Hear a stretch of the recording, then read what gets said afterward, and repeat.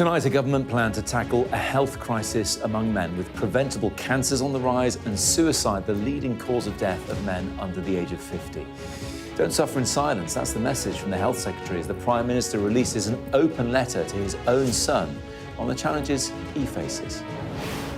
I know there are pressures on young men that are difficult to talk about and questions that, frankly, are difficult to answer. Questions about mental health, masculinity, social media. Also tonight, the Defence Secretary calls out President Putin over a Russian spy ship on the edge of UK waters. But just how big is the espionage threat to the UK? I'll be speaking to the former spy chief, Sir Richard Dearlove, about that.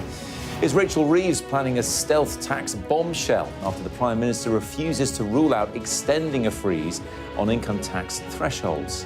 And after Scotland secure their place at next year's World Cup in dramatic fashion, we look at the potential political pitfalls of a major tournament that could feature all four home nations. Nailing their colours to the mast for us tonight will be John Nicholson and Laura Farris. They'll be with us for the next hour. It is Wednesday. I'm Matt Barbet, live from Westminster, and this is the Politics Hub.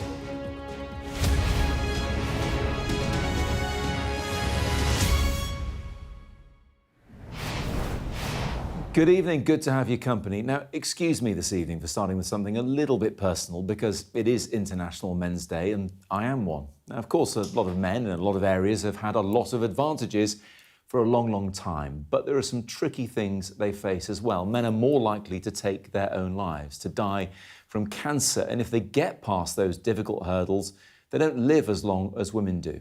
If I didn't have to say this out loud, I'd probably try not to think about it too much, to be honest, and that also contributes to the problem. Men are told they don't talk about these things nearly enough. Now, though, the government is talking about it, unveiling its first men's health strategy for England, and the Prime Minister's taken the unusual step of making public a letter he has written to his son. They're encouraging more of a conversation on this, and this evening I'll be doing just that. Here is part of that heartfelt letter the PM shared for his son today.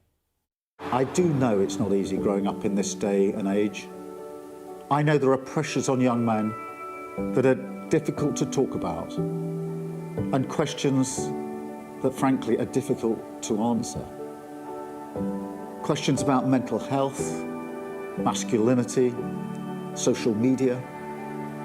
I remember when we watched Adolescence together, and as a dad, it was tough to see at times. But if there's one hope I have, it's that we keep talking, keep learning from each other.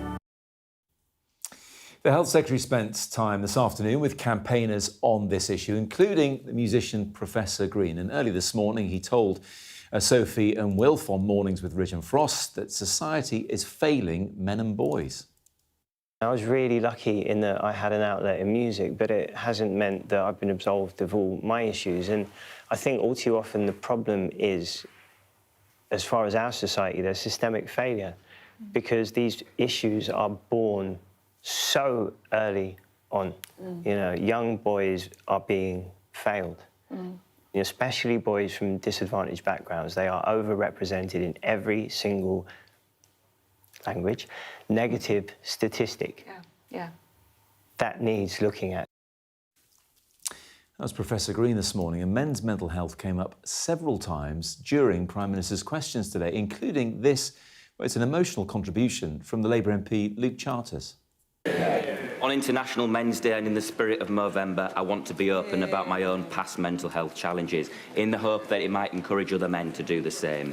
And during the traumatic birth of my first son, I nearly lost my wife, and a dark cloud settled over me.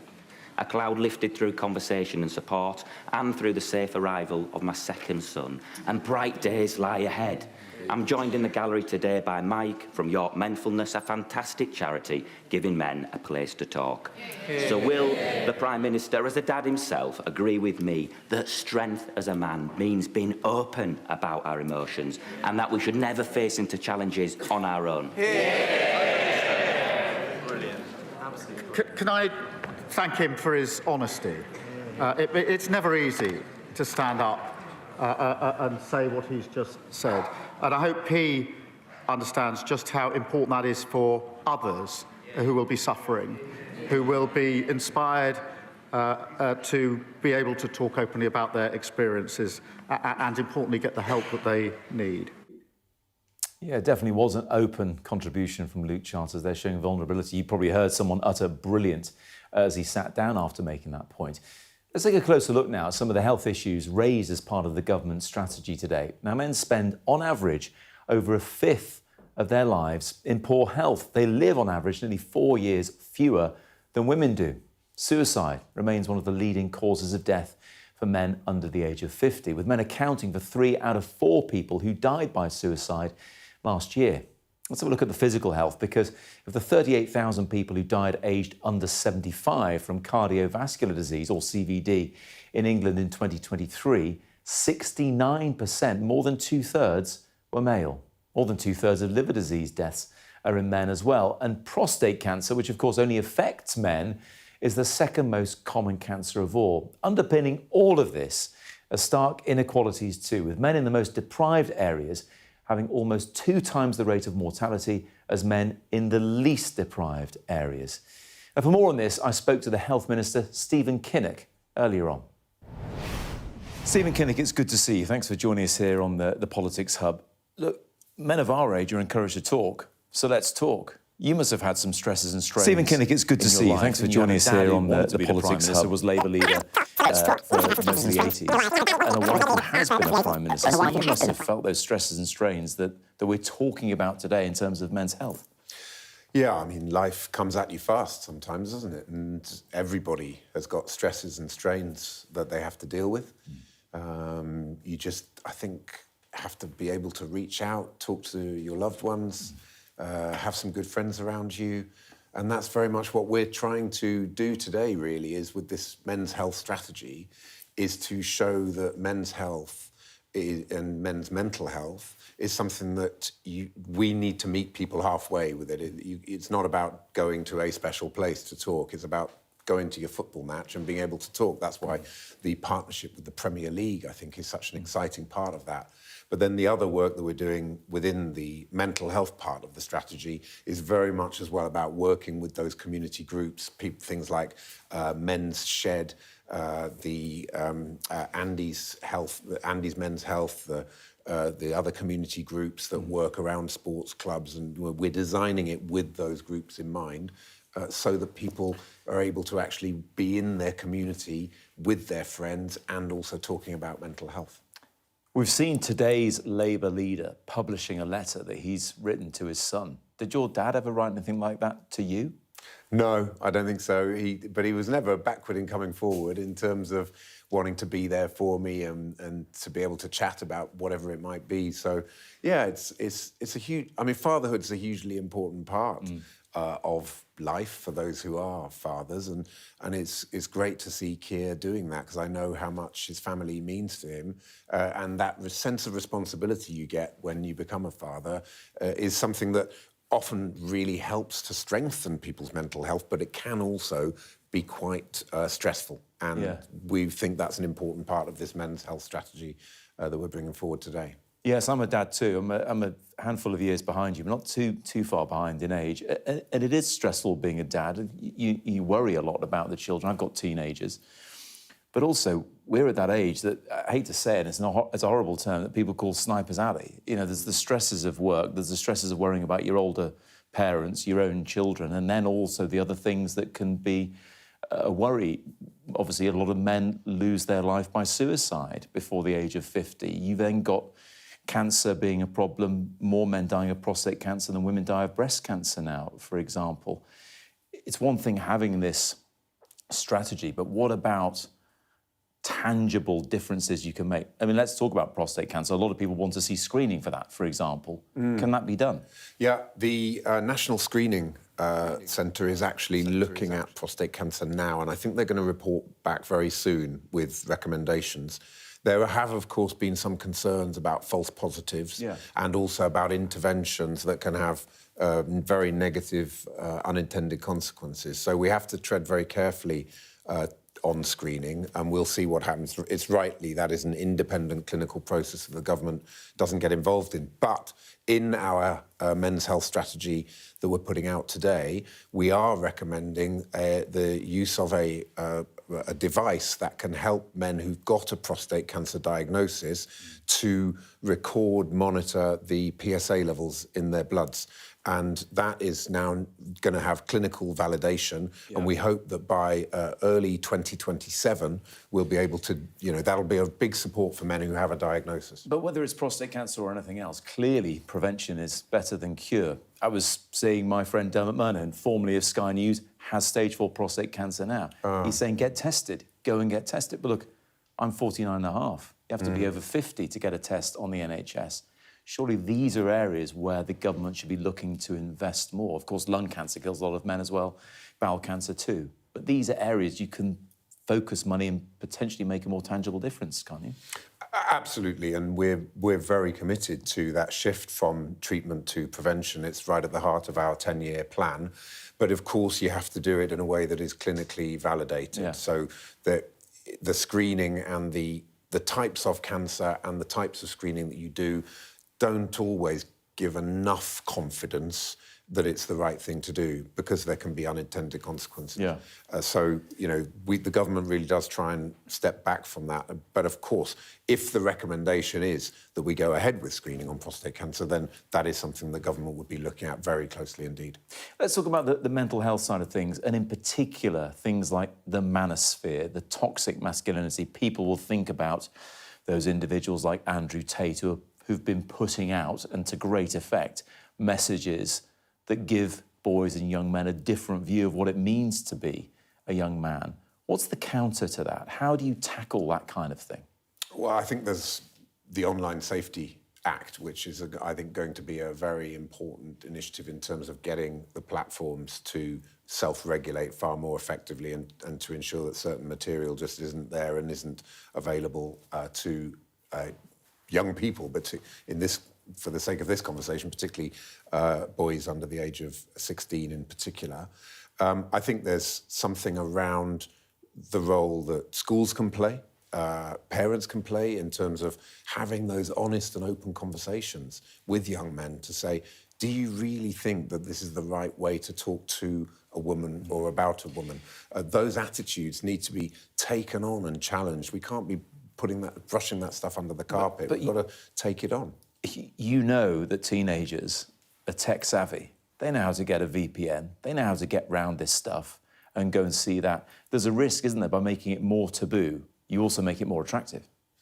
Yeah, I mean, on the VPN point, of course, you do need to be able to pay for the VPN. You've got to be able to get They've got ways and means. They may well have ways and means, but I do think that's an important sort of barrier to it.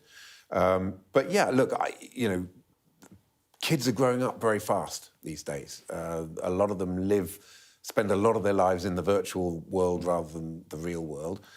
But you still have got, I think, real family commitment, community commitment. You see it in the activities that I see in my constituency all the time. Once a year I run this funding fair where all sorts of different community groups come, and whether it's from the judo club to the music club to the local choirs, and you've got people of all generations coming together. I've got the Air Cadets, the Sea Cadets in my constituency doing great work with young people. And I think there's real cause for optimism and hope, but there are some real challenges. I do think the sort of explosion in the use of social media is something that has hit society quite hard and quite fast, and we've got to be able to deal with that, tackle it and address it. This may bring it a little bit closer to home, because I know your wife, Helle Thorning-Schmidt, former Danish Prime Minister, was she on the advisory board to Facebook as well? Yeah, it was the oversight board. The oversight board as well. Meta oversight board. So look, I'm not going to get you to talk about what you talk about at home, but nevertheless, she's been involved in that kind of social media oversight. Surely that's an area where a lot more can be done, holding those businesses more to account for what they enable people to do. Yes, absolutely. And it's how you get that balance right between, of course, free speech and allowing people to express themselves. social media is here. It's with us. Nobody's ever now going to be able to close the whole thing down. So it's got to be about making sure that it works for society. That is about much better regulation, and it's about saying, this is what free speech means, and this is what reckless and dangerous speech, incitement to violence, extreme misogyny, extreme racism, whatever it might be, that is not acceptable. And then we have to get those partnerships with the platforms so that they are actually taking responsibility for what's going on there. That was Stephen Kinnock speaking to me a little bit earlier on. Let's bring in our panel now. I'm joined by former Scottish National MP, John Nicholson, and former Safeguarding Minister and Conservative MP, Laura Farris. It's great to see you both. Thanks for being here. Now, it used to be a thing that International Men's Day was only mentioned on International Women's Day because you get grumpy men saying, oh, when's Men's Day? And someone would say, it's on the 19th of November. Do you think, John, things have shifted a bit? Do you think there's been a realisation that actually when you see the suicide rate, when you see prostate cancer's prevalence, when you see life expectancy, that this needs to be taken more seriously and that's what the government's doing? I do. I think it's good for men to be able to talk about their vulnerabilities, and it's something men aren't very good at doing. One of my best friends in politics stood up and talked about his alcoholism in the Commons. And, he was the first MP ever to acknowledge that he was an alcoholic. And I let you into a wee secret. There have been plenty of MPs who've been alcoholics over the years. So it was an immensely brave thing to do, but this is a mountain of problems to deal with. You've highlighted some of them. Mental health, suicide. Young gay men are the single largest group of men of any group committing suicide. Yeah. And we've got a long way to go, but to have a conversation like we're having just now, for example, is very healthy. And Laura, you were Safeguarding Minister, hugely important job. We've obviously seen the role that's played in tackling the grooming gangs and the whole discussion around the inquiry into that. Massively important. But do you think that as a society, we perhaps took our eye off the ball when it came to the challenges, the toxic masculinity that affects boys, girls, men and women? That's a good question, Matt, actually. I think that we were moving towards that at the end of the last Parliament. So obviously online safety was a massive issue in the last Parliament. A lot of that was focused on young women and what happened to them online. But we were developing an increasing narrative about the experience of young men who influenced them, why they were susceptible to certain very prominent figures who encouraged something that would be often the antithesis of what their family and school life was like, and why that engendered certain attitudes. The ubiquity of online porn, often very violent and degrading, that was tempering their behaviour. And I remember actually saying in the House of Commons that we needed to really look at ourselves, that we'd allowed a generation of teenage boys, some of whom were kind of committing criminal offences against girls in their early kind of romantic interactions, just because of things that they'd been exposed to and we had not been vigilant enough about preventing and protecting them from. Yeah. I was going to say, Matt, I think, however, we shouldn't rest on our laurels too early on this, because I still think it would be very difficult to enter some careers if you acknowledge that you've had mental health problems. We know that mental health is still used as a slur. There are American politicians who've had to withdraw from races because it's been revealed that they've suffered from depression, for example, in the past.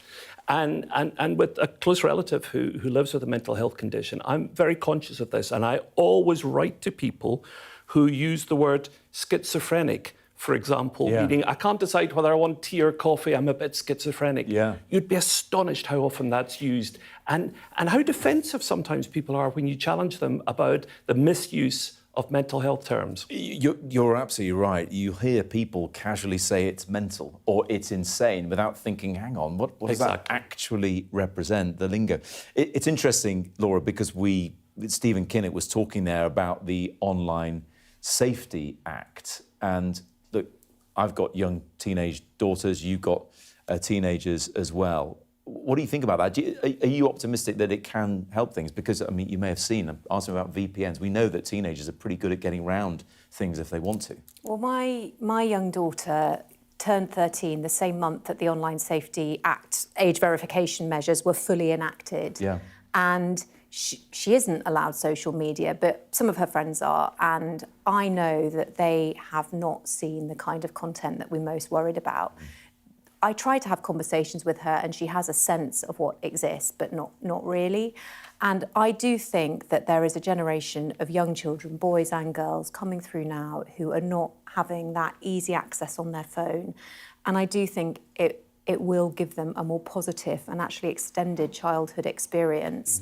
There was a really powerful piece in the Times actually at the weekend for a young woman who was talking about, at a very young age, not only looking at really violent porn, but also beheading videos, that, those kind of almost snuff videos are available. Yeah. And it only takes one kid to find them and then circulate them in groups to everybody. And I do think that children have seen extreme content that we would never have seen in our lives, and that it's been normalised. And I also think it's had a very pernicious effect on the kind of attitudes and sort of emotional resilience of young children. I think that's true. I sat on the Online Safety Bill Committee helping to refine that legislation, and I was very struck by how unconcerned the social media companies were when they came to give evidence. We know from Germany, for example, where Facebook was hit with big fines, that it hired invigilators to control the content and take it down. One of the problems we have in this country, I think, is a very weak regulator. Ofcom is a weak regulator. Lord Grade, who's the chair of Ofcom, acknowledged at his appointment hearing that he didn't use social media. Well, how, if you're the regulator and you're charged with implementing the Online Safety Bill, can you never have been on social media? Yeah. So it's a problem with implementation. Others would argue ignorance is bliss when it comes to social media as well, but perhaps not in certain roles. John, thanks for the moment. Thanks as well, Laura. You're watching the Politics Hub. Coming up, a warning from the Defence Secretary over a Russian spy ship on the edge of UK waters. But just how big is the threat of espionage? I speak to the former head of MI6, Sir Richard Dearlove, next.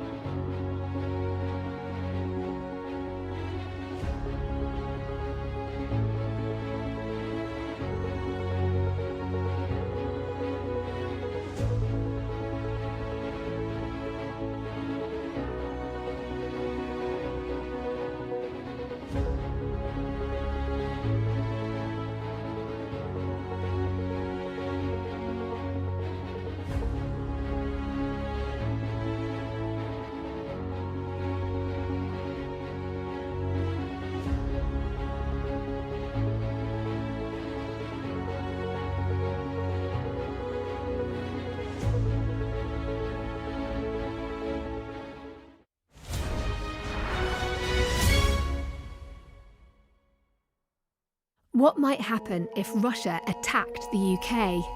This is clearly an enormous show of force. It is definitely out of the ordinary. We ran a war game with former ministers back in the hot seat. Ben Wallace. Amber Rudd. Jack Straw. It's the kind of war game that's genuinely tested inside government. The Russians are signalling that there may be an attack. Russia knows our weaknesses, but do you? I'm Deborah Haynes.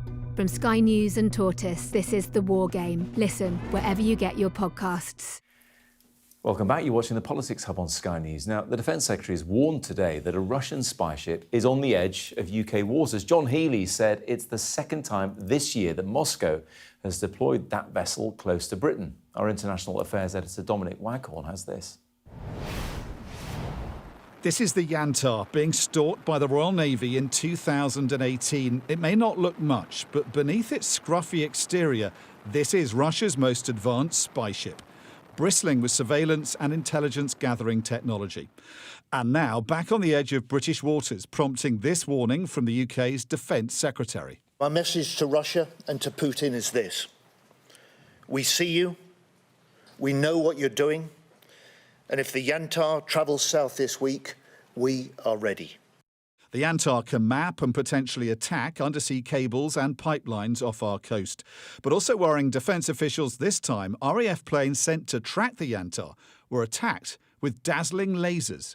We deployed a Royal Navy frigate and RAF P-8 planes to monitor and track this vessel's every move, during which the Yantar directed lasers at our pilots. That Russian action is deeply dangerous. Russians are thought to have used lasers against Royal Navy ships before, but not flight crews. It is, say military experts, a worrying development. I mean, if this had been used to dazzle a pilot of an aircraft and that aircraft had subsequently crashed, then maybe the case could be made like not only was this hostile, but it was fundamentally an armed attack because it had the same impact as if you'd launched a weapon. I think the government's probably publicising it in order to build up a case that demonstrates the Russians do not act professionally. Britain's Ministry of Defence has released this thermal image of the Yantar. Sky's data and forensics team has analysed it. It shows the A-frame of the boat used to deploy underwater equipment in its operating position. Strong evidence the Yantar was engaged in underwater surveillance at the time the photo was taken. But in a statement this evening, the Russian embassy in London said the endless accusations and suspicions of the British leadership only raise a smile. The actions of our country do not affect the interests of the United Kingdom and are not aimed at undermining its security. We are not interested in British underwater communications. The developments come as Russia intensified attacks on Ukraine, with devastating airstrikes in the far west of the country. Cruise missiles and drones hitting a block of flats, killing at least 25 people, including 3 children. Russia's relentless aggression continues while it prods NATO countries with a range of hybrid provocations, preparing potentially for more open conflict. Dominic Waghorn, Sky News. A bit earlier, I spoke to the former head of MI6 about this, Sir Richard Dearlove. Sir Richard, great to have you with us. Thanks for speaking to us this evening. The first question is, how concerned are you by this Russian incursion, another incursion by this boat into British waters? Well, it's a continuation of a pattern of activity. Maybe this is a slight escalation given that it occurs close to the UK.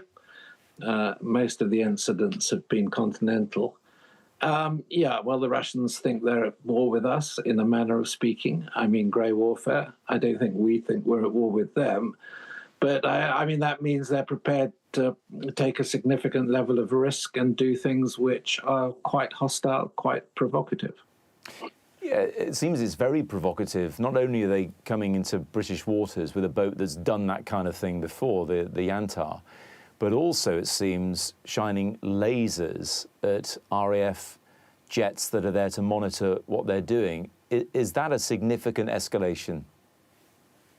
Well, I mean, I'm not particularly surprised. I mean, if they're being aggressive, they'll accept a high level of risk. And they're obviously, if you shine a laser and you hit the pilot's eyes, you know, it is quite dangerous. And, I mean, this is meant to be a research ship. Of course, it isn't a research ship. It's a spying surveillance ship. I mean, it can do both. And I think in the current circumstances, the Russians will do almost anything short of open conflict. I mean, look, they've just tried to blow up the railway line, the main railway line in Poland that runs into Ukraine and carries a lot of the military supplies. I mean, you know, I could show you a map. There must have been 100 sabotage incidents on the continent. the majority of which are easily attributable to probably Russian military intelligence, the GRU. And this ship is part of Russia's sort of underwater warfare capability. I mean, it has, I think it can launch submersibles from under its keel. And they're probably wrecking undersea connections into the UK. We have a lot of strategic links, whether they're data links, electricity cables, gas links. And there's a real vulnerability there. So it's quite normal in a heightened tension for the Russians to be scouting this stuff out. And we've seen, haven't we, in recent months and years, ships dragging their anchors in the Baltic Sea in particular, and breaking vital cables. But when you think about how those things get repaired, because they're vitally important, it seems to be solely in the hands of private companies. Does the UK have the ability, the UK state have the ability to get us back on our feet should something like that happen to us? I think it probably does.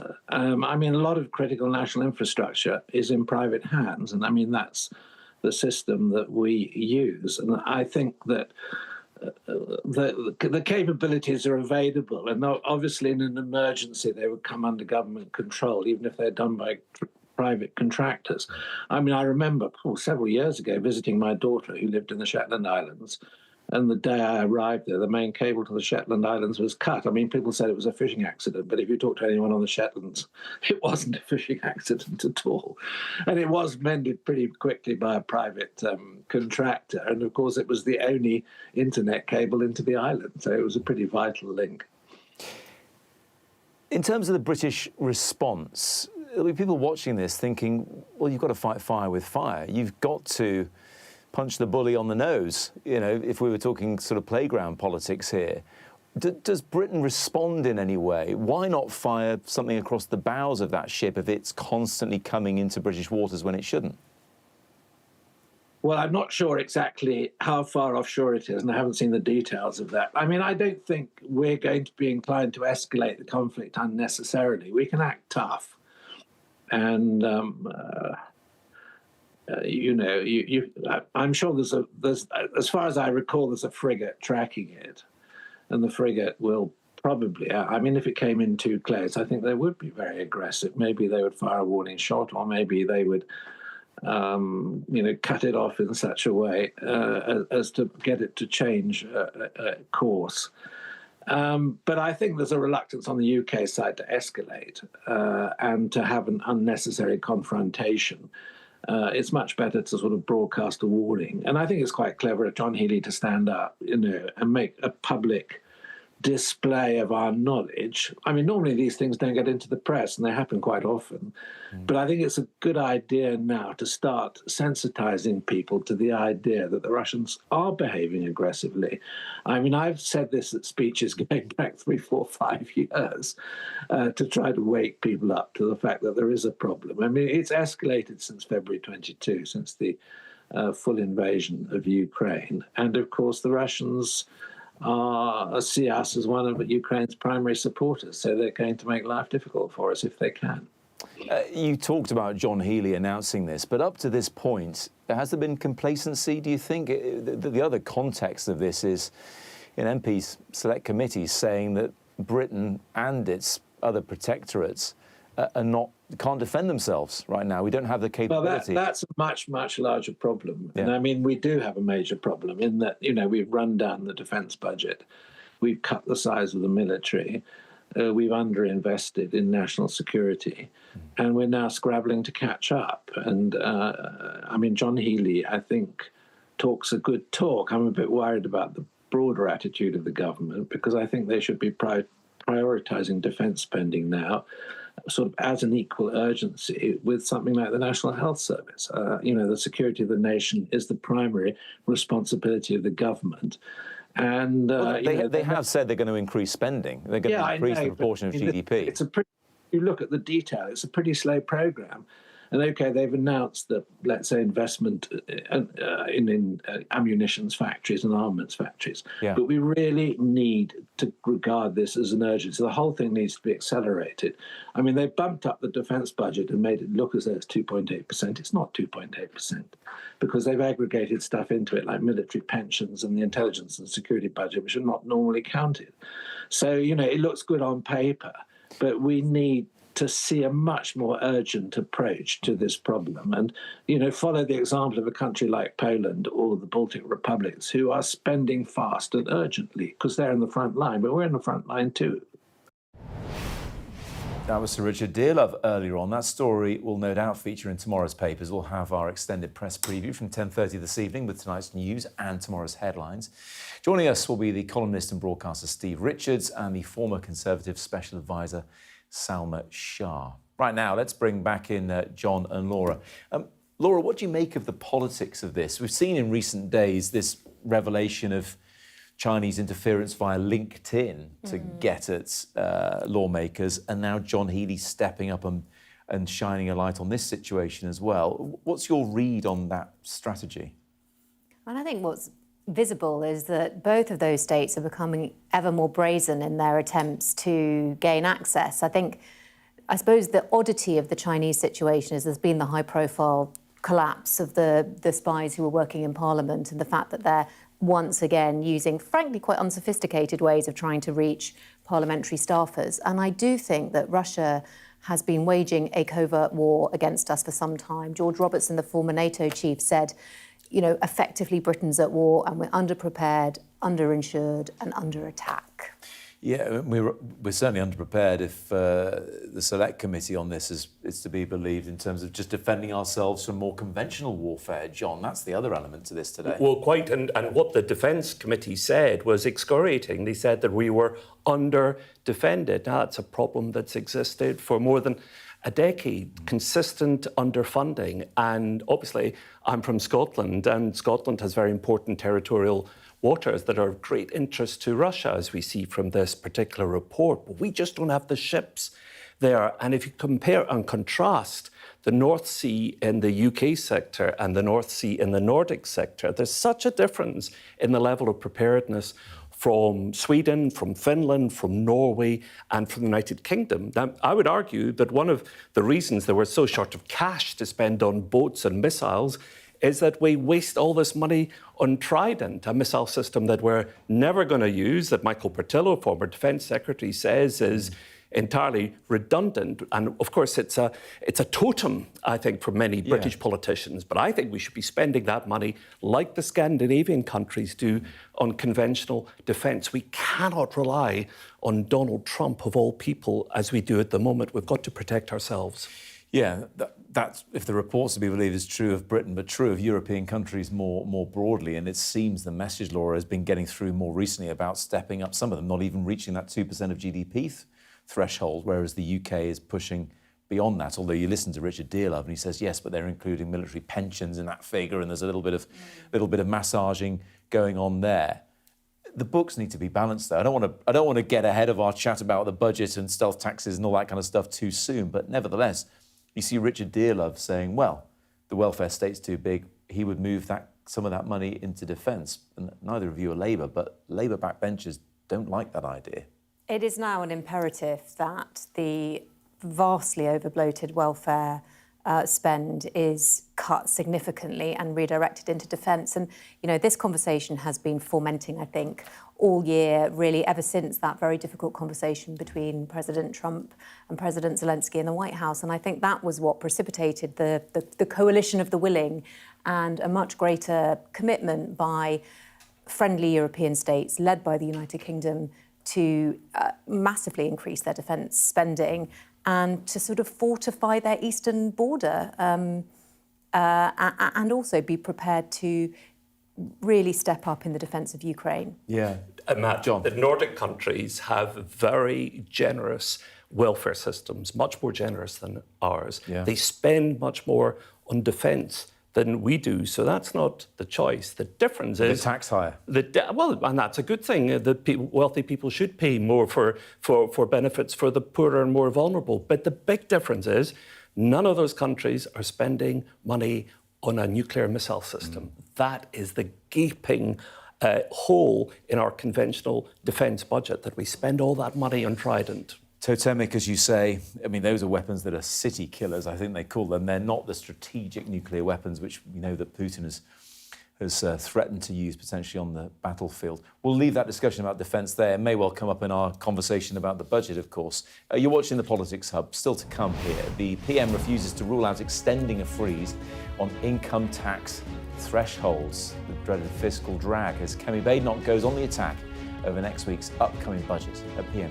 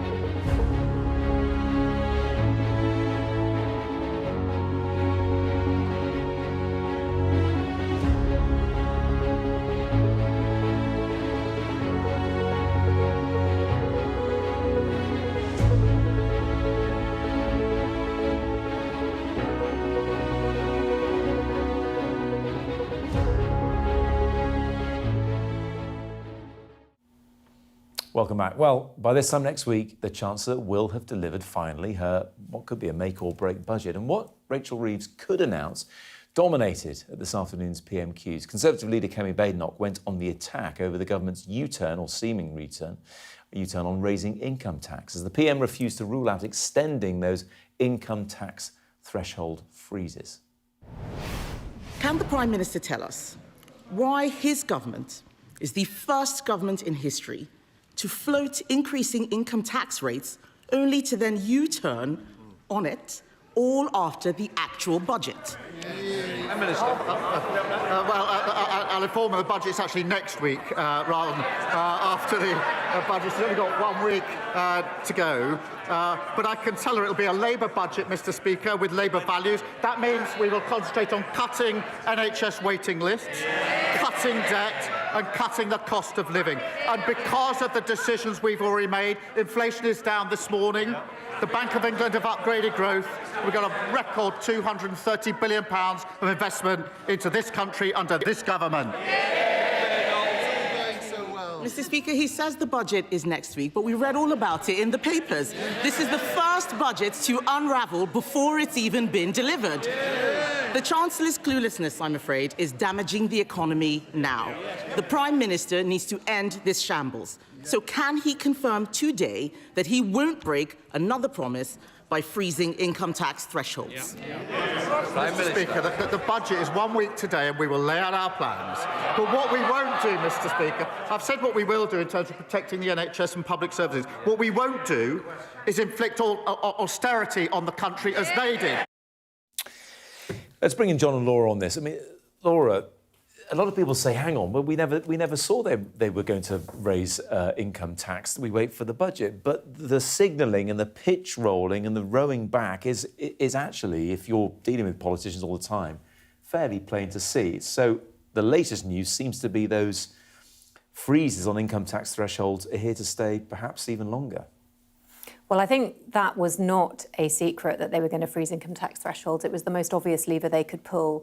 I do think it's been overall a bit of an odd and unhelpful decision for the country to sort of float various ideas like the adjustments in income tax. And it was obviously quite a well-evolved plan because they had the corresponding reduction they were going to make to national insurance, and they had, you know, they were quite keen to talk through what they might do. Yeah. And then they've obviously reversed it, just as they did with the winter fuel allowance.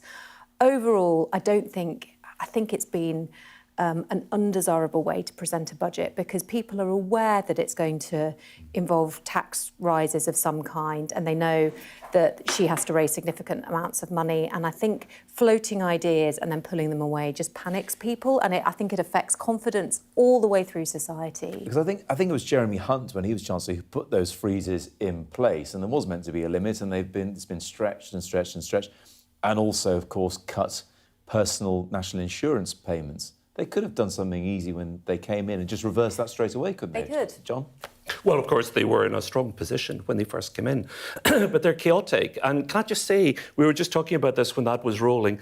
Isn't it tedious watching them rolling around, screeching with false laughter? I so don't miss that. Well, we show it every Wednesday, so... but the standard of debate is so puerile. These are adults screeching like children with false laughter. Anyway, setting that to one side, I agree. I mean, clearly what they did was they floated the idea of tax increases to see who would respond and how they would respond, and that was going to be a U-turn on their manifesto commitment. And then they've now U-turned on the U-turn. So how are they going to make up this huge black hole that they have? Well, one way, as you say, is to put a lot more people into taxable income. That's what else can they do at this stage? It was such a mistake for them to make the commitments that they did in their manifesto. Do you think if they'd stuck to their guns on a penny or maybe even 2 pennies on income tax and as you say, cutting national insurance contributions by the same amount, that would have washed? They could have worn that. Well, I remember the leader of the Scottish Labour Party saying, using George Bush's famous phrase, "Read my lips, no austerity under a Labour government." The problem was that they were so definitive before the election that they really boxed themselves into a corner. I believe in progressive taxation. I have no difficulty with taxation if it's going to lead to better social welfare for people. But the problem was they made a series of promises just to get them through the election and out the other side. And now they're having to live with that. And just to enhance that point slightly, you'll remember when Rishi had the debate against Keir about, maybe a week and a half before the election, and he said, you name it, your house, your pension, it will be taxed. And then they had quite a strong narrative that he was a liar, and he was challenged, I think, by a number of different stations on whether he told a lie. He had no basis for saying they were going to increase taxes. So I think it was very politically difficult for them to increase income tax, having made that pledge. Actually, I think it may have been fatal to the Chancellor if she'd done that. I do think, though, we have to look a little bit further back and see why she is where she is. And the failure to get the welfare bill through the House of Commons was really the moment, I think, when the government fundamentally lost control of tax and spend. Yes, but look, what they inherited, you have to acknowledge, there was a bloat in a lot of places. The civil service, another one. It seems to be consensus across parties that the civil service just got too big and unwieldy. Much too big. The problem is it was increased over COVID to meet a serious, unique national emergency, but it stayed at that level, and it does need serious reduction in numbers. It's not the only cut that needs to be made, though. There are a number of areas where I think there's an obvious need for cuts. And of course, we're all living much longer, which is one of the things that politicians are scared to talk about. I mean, that's one of the reasons why we need immigration, because we need young, working-age people coming to the country, paying taxes, so that when people retire and live longer, they're cared for. Sadly, we know, John, on days like today, that men don't live as long as perhaps they should. So something else to bear in mind as well here on International Men's Day. Still to come here on the Politics Hub as Keir Starmer joins the Tartan Army in celebrating Scotland's World Cup qualification. We'll be asking what the potential pitfalls are for politicians if all 4 home nations are in the tournament. Coming up on the UK Tonight at 8, a Sky News investigation identifies a possible new suspect in the killing of a British man on holiday on the Greek island of Zante. Also ahead, the government warns a Russian spy ship is on the edge of UK waters. And celebrations continue for the Tartan Army. We'll be speaking to one of the Scottish players who featured last time they made it to a World Cup back in 1998. All that and much more to come on the UK Tonight from 8. I'm Deborah Haynes, Sky Security and Defence Editor.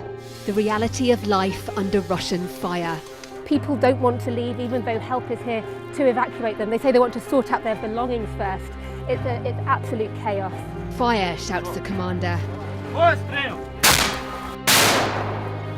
There's a dash to safety as Russian drones will be trying to find this position. We've now got to wait inside the shelter to see if there is incoming.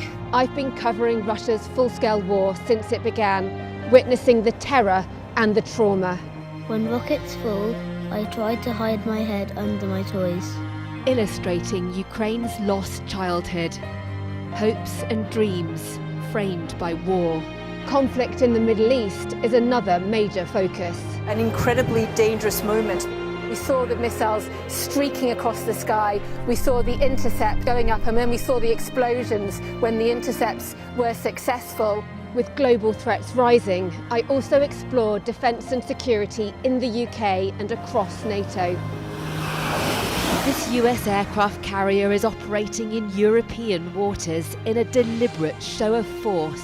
This is routine training for NATO, but should Russia's war with Ukraine escalate significantly, pilots like these could be called upon to go into combat for real. Tucked away in the National Archives are some of the UK's old defence plans. The scale of this bunker underlines how seriously governments took the threat of nuclear attack and global conflict. Should allies listen to Vladimir Putin's sabre-rattling? No, they shouldn't, and they don't. Sky News, the full story first. We've got your Sunday mornings covered. From the front page and the sounds of the streets to the voices of the people who make the major calls and big picture politics beyond Westminster. We'll put you at the heart of our story. I'm ready. Are you? Join me, Trevor Phillips, Sunday mornings on Sky News. Welcome back. This is the Politics Hub. Now, Scotland have sealed their place at next year's Men's World Cup. Thank you, John. Big Scottish fan there. After a stunning 4-2 victory over Denmark last night. We'll get you to name the scorers in a minute, John. It'll be the first time they've been in the World Cup final since 1998. They join England in having qualified for the tournament in North America, while Northern Ireland and Wales are in the playoffs. Well, there were congratulations all round for Scotland at PMQs today. Mr. Speaker, let me start by congratulating Scotland on their magnificent victory last night, qualifying for the World Cup for the first time since 1998. didn't realise you were all Scottish MPs. Can I also join with him in congratulating Scotland on their amazing win against Denmark and wish them well in the World Cup? And can I also say I hope Wales soon qualifies to join England and Scotland? OK, let's bring in John and Laura back. Well, look, John, seeing as you're a proud Scot and clearly from the cheering, a big Scotland fan, what do you think of the continued renaissance of Scott McTominay in midfield? Well, our boys done good last night. You don't know who I'm talking about, do There's you? no other way. But listen, I've said to you before, when we had a bit of a rehearsal chat about this, I'm not prepared to single out any individual player because it was a team effort and it's the teamwork that got the boys through. It's funny because we know the Prime Look at Minister... them there. What a good-looking crowd they are. It's a great kit, by the way. It's a really great kit. We know, look, we've had prime ministers over the years who've sort of paid lip service to being football fans, and David Cameron made a hash of it between West Ham and Aston Villa one day. But we know this prime minister, whatever you think of him, he loves his football. I mean, he talked about Keir and Tierney, who used to play for Arsenal, scoring one of the goals last night. He can rightfully say he's proud because he knows what he's talking about. Well, I guess he does. Yeah, he is a football fan. It's been a big part of his, I suppose, the personal narrative about him. Yeah. And yeah. It's in that letter to his son, actually, talking about going to watch the Arsenal. Yeah. We know he plays as well. Nevertheless, we were talking about the sticking points, John. It's when these teams potentially play each other at a big tournament. We've seen in recent years England and Wales playing each other, I think, in the Euros. But if all four of them are there, I mean, that throws up all sorts of permutations, doesn't it? Has England qualified? England have qualified, John, yeah. Oh, well, yeah. that's good, I suppose, if you're English. Well, I don't think it's difficult, really. If you're Scottish, you're going to support Scotland. One of a Scottish journalist's favourite questions to throw at Scottish politicians is to say to them, so what happens if England plays We Support England? Yeah. And they all wriggle and they don't want to be seen to be being prejudiced or anti-English. I mean, I don't know why they just don't tell the truth and say, we will be supporting North Macedonia or Outer Mongolia, anybody but England, because that's the Scottish national position. I have never seen a Scottish politician squirm and wriggle and look uncomfortable when they're asked who they're supporting. Oh, really? Oh, for sure. They're actually squirming is their default position, I find, Scottish politicians. England is your home. Will you be supporting England at the World Cup? No. OK. Laura, will you be supporting Scotland? I support all of the There we go. That's a politician answer. The true politician's answer. I will be supporting Wales, and Wales will definitely be getting there, we can confirm. Laura, John, it's been great. Thank you very much. Pleasure. Indeed. Pleasure. Look forward to the World Cup next summer and seeing what happens. That's it from us tonight. I'll see you tomorrow at 7. Up next, it is the UK Tonight with, of course, Sarah Jane Mee. Thanks for your company. Bye for now. Are you really going to support Scotland? A football fan? Fair enough.